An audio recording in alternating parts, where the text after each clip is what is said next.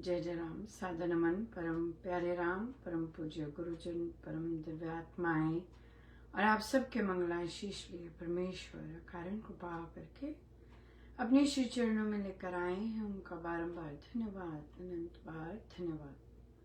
गुरुजनों के कारण कृपा से वे हमें इस समय श्री भक्ति प्रकाश जी के लिए लेकर आ रहे हैं। उनका बहुत बहुत धन्यवाद, अनंत बार धन्यवाद, अनंत बार धन्यवाद।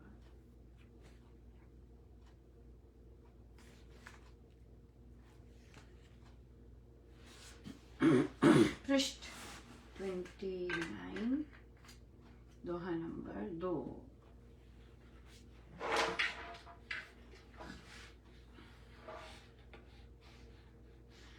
नवतर रचना नयन से फिरते रहे निहार, पांच विषय उपभोग को समझे जीवन सार। मैं अंतर्मुख नयन कर शांभवी मुद्रा सार, प्रीति में करता बोल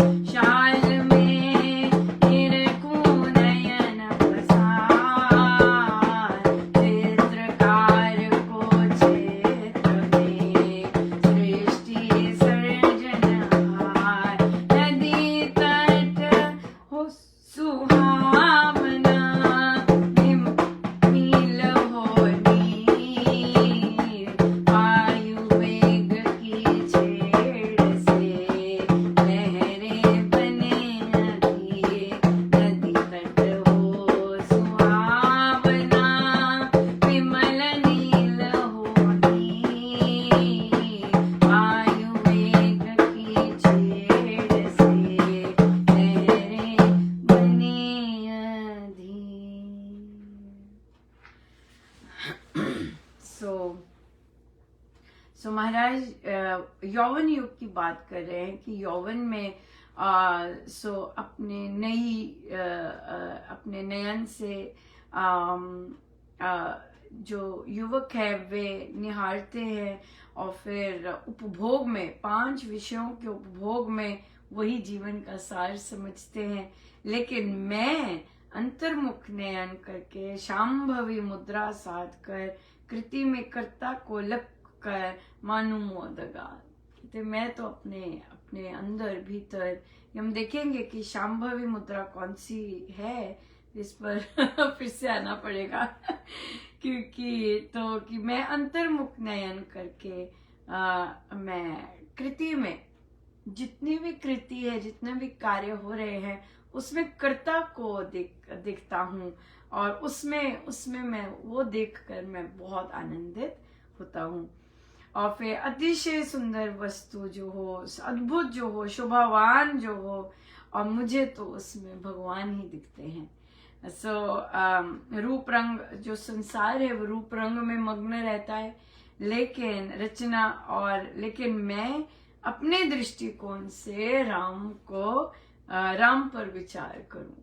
ये पंक्ति बहुत सुंदर है और यही पंक्ति हमें हमसे जो महाराज करवा रहे हैं वो चीज यहाँ पर आती है कि संसार अपनी दृष्टि से दिखता है रूप रंग, लेकिन मैं अपनी दृष्टिकोण अलग करके राम का विचार करता हूँ। ये बहुत इंपॉर्टेंट है। संसार की दृष्टि बहुत ज्यादा अलग है, उपासकों की दृष्टि से। सबसे पहले तो ये उपासक बोले, साधक नहीं बोला, क्योंकि साधक तो दीक्षा वाले भी हैं, साधक तो जो सत्संग जाने वाले भी हैं, साधक तो नाम जप करने वाले भी हैं, साधक तो नाम जाप करके भी विश्वास ना करने वाले हैं, साधक तो नाम जाप करके उसमें अटूट विश्वास करने वाले भी। सो बहुत तरह के साधक है, लेकिन यहाँ पे उपासक महाराज ने वर्ड यूज किया कि उपासक की दृष्टि और फिर संसार की दृष्टि तो बहुत अलग है, उससे भी ज्यादा अलग है आध्यात्मिक की दृष्टि और संसार की दृष्टि। आध्यात्मिक की दृष्टि तो उपासक की दृष्टि, जो बाकी सत्संगियों की दृष्टि सबसे अलग हो जाती है, क्योंकि उनकी दृष्टिकोण ही अलग हो जाता है, पर्सपेक्टिव देखने का ही अलग हो जाता है, राइट। तो ये स्वामी जी ने देखिए कितनी सुंदर लाइन अपने बारे में लिखी कि सारा संसार तो रूप रंग में इंजॉय कर रहा है, लेकिन मैं अपना दृष्टिकोण अलग करके, या तो मैं राम पर विचार करता हूँ।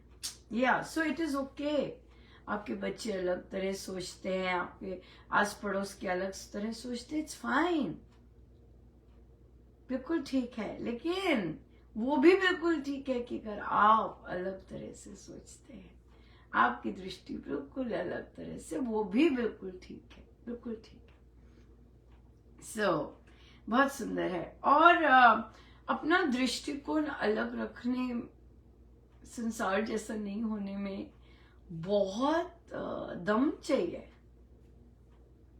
बहुत दम चाहिए। तभी आप देखेंगे कई जगहों पर जो बहुत हाईली गिफ्टेड एंड टैलेंटेड लोग होते हैं, कहीं ना कहीं वे सप्रेस्ड होते हैं, कहीं ना कहीं वे बुलीड होते हैं, कहीं ना कहीं उनका मखौल उड़ाया जा रहा था, कहीं ना कहीं उन्हें पुल बैक किया जा रहा होता है। वो इसलिए फिर इम्पोर्टेंट हो जाता है कि ऐसे जो लोग होते हैं उनको बाकी स्किल्स भी सीखनी होती हैं कि कैसे वे अपने पर और अपनी जो गिफ्ट्स दिए हैं प्रभु ने उन्हें, उस पर स्ट्रांग रहकर बढ़ते जाए और जो सकारात्मक काम है करते जाए।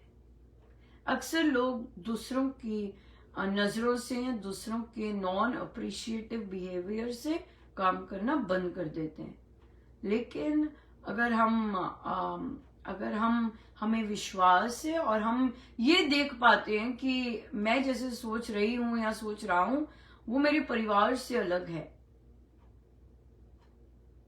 क्योंकि हम ज्यादातर बच्चे अपने परिवारों को ही प्लीज करने में लगे रहते हैं। लेकिन स्वामी जी महाराज का, गुरुजनों का स्ट्रिक्ट संदेश है कि अपने गुरुजनों के रास्ते चलना है, गुरुजनों पे भरोसा करना है, राइट। बाकियों का दृष्टिकोण आप जैसा नहीं हो सकता।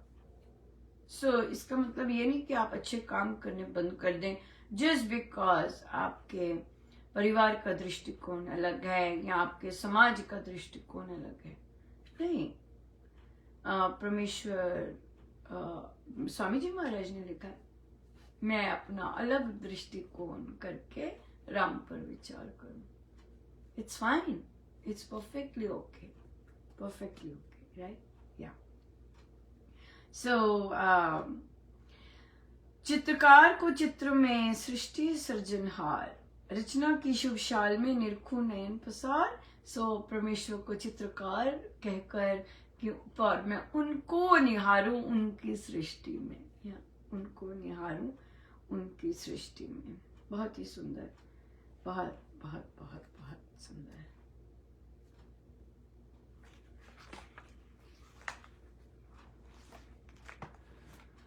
बहुत सुंदर। और हमारी बहुत अच्छी चर्चा चल रही थी कि प्रवचन में महाराज ने युधिष्ठिर जी का प्रसंग लिया था, कैसे अब उनके सारे संगी साथी जा चुके थे और वे अकेले ही आगे बढ़ते जा रहे थे, और रास्ते में उनके साथ एक कुत्ता था और वह उन्होंने देखा कि थोड़ी देर बाद वह भी उसने रुकना शुरू कर दिया, क्योंकि उसको डिजीज हो गया था और वो डिजीज उसमें वर्म्स भर गए थे, घाव हो गया था और घाव में कीटाणु भर गए थे, तो बहुत पीड़ित हो रहा था। तो युधिष्ठिर जी की अवस्था थी कि वे कुत्ते की जो पीड़ा है वे महसूस कर सकते थे, मूक जानवर, और उसकी पीड़ा उनको महसूस होने लग गई। तो अब उनका ये उनके मन में आया कि अगर मैं कुत्ते को बचाता हूं तो जो वर्म्स उसमें हैं वो भोजन कर रहे हैं, तो वो फिर खा नहीं पाएंगे, अपना भोजन नहीं ले पाएंगे। अगर मैं वर्म्स को निकालता हूं तो वर्म्स मर जाएंगे, और अगर वर्म्स को बचाता हूं तो कुत्ता मर जाएगा। तो ये स्ट्रेंज है, बिल्कुल डेफिनेटली स्ट्रेंज है। तो यहाँ पर प्रश्न आया कि स्वामी जी महाराज तो कहते हैं, जैसे हम लोग कहते हैं कि हमने दीमक है तो हमने उस पर छिड़कते हैं, कॉकरोच आ जाता है, ये सब करते हैं हम, तो फिर क्या इन पे फिर हानि होती है, पाप लगता है। हम जानते हैं कि धृतराष्ट्र पिछले जन्म में एक गार्डनर थे और उन्होंने सफाई करते समय ऐसा था कि वो पेड़ जला रहे थे और पेड़ को जलाने के लिए फिर उसके नीचे सरपरी थी जिसने अंडे दिए हुए थे, तो वो जला दिया, तो फिर जो सारे बच्चे थे वे अंधे ही निकले, हाँ मर गए थे, सब मर गए थे और अंधे हो गए थे, ऐसे था कुछ। तो फिर यहाँ पर ये आया कि इस कारण धृतराष्ट्र अंधे हुए। ये उनका, जो कि उन्होंने जानबूझ के नहीं किया था, उनको पता भी नहीं था नीचे सर्प नहीं है। लेकिन हम जब ये सब करते हैं तो हमें तो पता होता है। और स्वामी जी महाराज ने लिखा है कि मानव जो जन्म है सर्वोच्च जन्म उच्चतम है, उसकी सुरक्षा हेतु कदम उठाने चाहिए। जैसे प्लेग फैल गया, अब इतने सारे चूहे आ गए, तो चूहों को तो नहीं वो किया जा सकता ना, मतलब उनकी रक्षा नहीं की जा सकती। हाँ, कोई और चैनल हो सकता है कि कुछ और कर दिया जाए, लेकिन बहुत इनोवेटिव लोग हैं, बहुत इनोवेटिव सॉल्यूशंस निकाल सकते हैं। लेकिन मानव की रक्षा सर्वोपरि है। क्यों? रीजन बताया, क्योंकि ये परमेश्वर प्राप्ति के लिए जा सकते हैं, इसलिए इनकी रक्षा। तो यहाँ पे उन्हें लगा कि कॉन्फ्लिक्ट आया है थॉट का, कि एक जगह तो है कि उन्होंने कीड़ों को भी बचाया, वो भी कुत्ते में से, और एक जगह कह रहे हैं कि मानव की सुरक्षा, मानव की वो चीज है। तो ये कैसे हम जब करें, इस तरह का जब हमारा आता है, तो डेफिनेटली सफाई रखना, नगर में सफाई रखना। आप देखिए कैसी हमारी नदियां साफ हो रही हैं।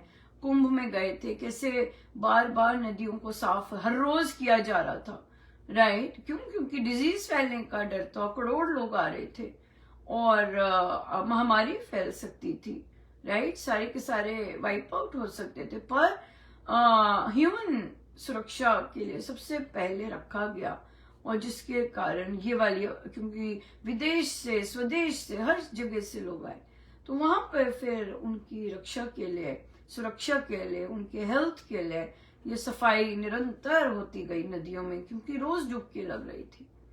और तो फिर और भी जगहों पे नदियां, बहुत ज्यादा कचरा साफ किया जा रहा है, बहुत ज्यादा काम हो रहा है इस पर। ये बहुत इंपॉर्टेंट है पर्यावरण के लिए और ह्यूमन लाइफ के लिए, और पर्यावरण सही रहे उसके लिए।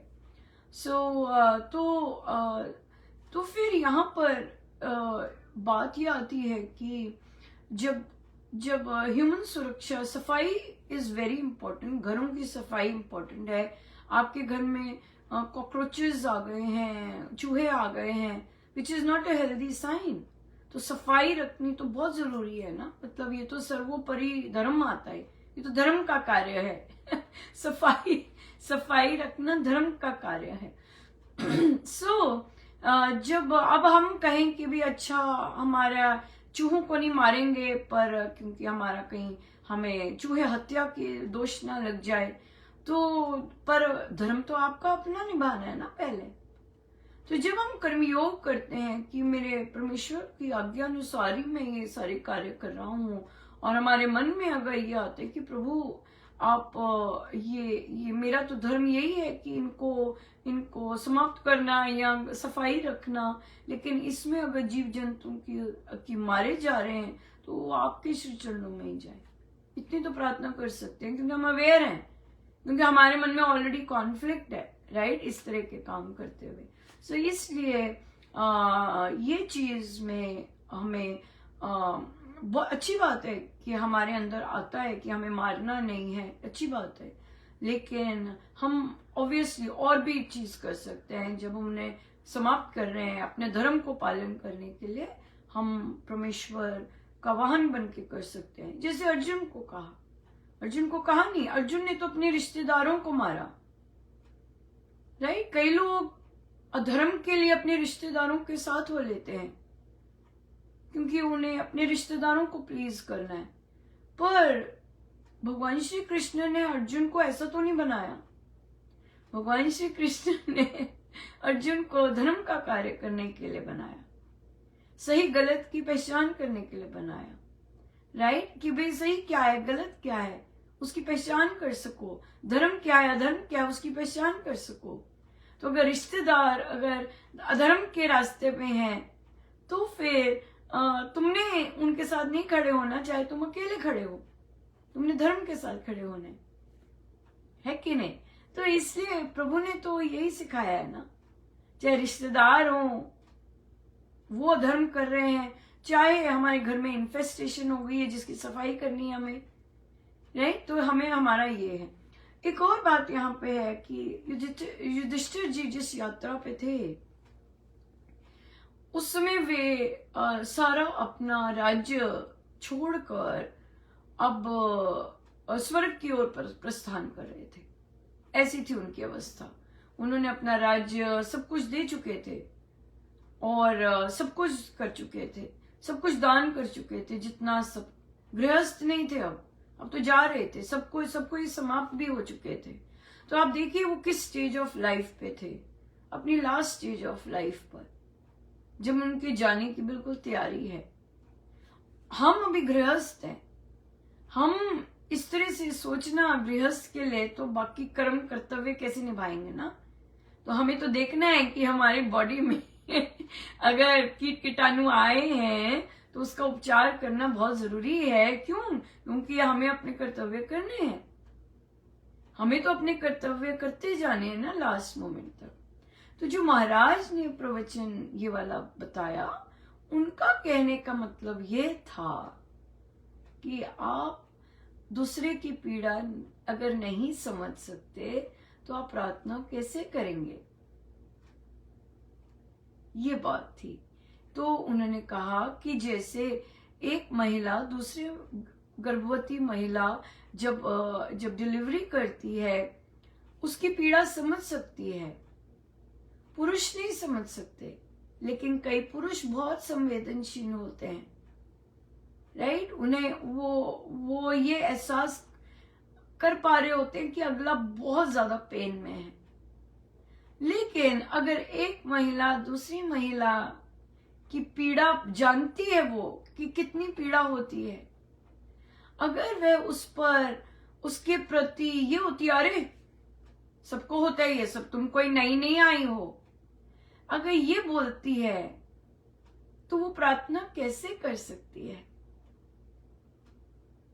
अगर जिस मां का बच्चा ड्रग्स लेता है, हाँ, दूसरी मां अगर उसका पीड़ा नहीं समझ सकती कि क्या हालत होती होगी उस मां की, जबकि किए कराए अपने होते हैं कर्म जो कि वापस आ रहे होते हैं, है ना। तो लेकिन फिर भी अगर हम दूसरे की पीड़ा नहीं समझ सकते तो हम फिर अगर ज्ञान की बातें उन्हें समझाएं, कैसे समझेंगे, राइट। किसी के पार्टनर पार्टनर शराबी है, हाँ, और अगर दूसरी महिला इमेजिन नहीं कर सकती कि क्या हालत होती होगी दूसरी महिला की, कैसे शराब पीता रहता है, अपना जीवन नष्ट कर रहा है, एक फैमिली लाइफ अच्छे से नहीं गुजार रहा, क्या हाल है। तो दूसरी अगर महसूस नहीं कर सकती अगले की पीड़ा, तो फिर महाराज कहते प्रार्थना कैसे होगी। सो महाराज के कहने का मतलब ये है कि हम दूसरे की पीड़ा को अगर अपनी साधना से, होता है ये आर्टिफिशियल नहीं होता, कॉल्स करने लग जाएं, ये करने लग जाएं, वो करने लग जाए, नहीं, वो दर्द, जो दर्द हो रहा होता है, वो जो चीज है, वो चीज बहुत अलग चीज होती है। सो इसलिए महसूस कर पाना अगले की पीड़ा, अगले का दर्द, अगले की चैलेंजेस, चुनौतियां, तो ये बात है। सो इसलिए कॉन्फ्लिक्ट नहीं आना। हम जब जो गृहस्थ हैं, जिस पोजीशन में, we just need to be kind, that's it. और काइंडनेस, जब हमें, काइंडनेस का अलग लेवल भी होता है। हमें पता है कौन हमारे साथ बुरा कर रहा है। जब हमें पता है कौन हमारे साथ बुरा कर रहा है, कौन हमारे साथ गलत सोच रहा है, उसके बावजूद हम काइंडनेस करते हैं, वो फिर डिफरेंट श्रेणी में आ जाता है। या लेकिन नॉर्मल एवरेज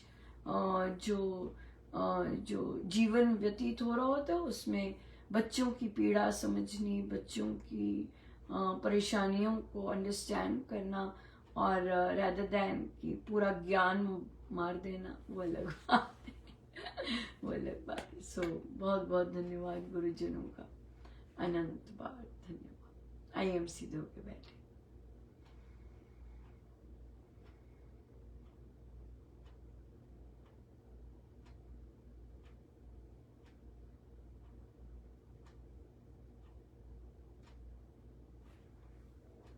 सब गुरुजनों का उनके श्री श्री चरणों में जय जय राम।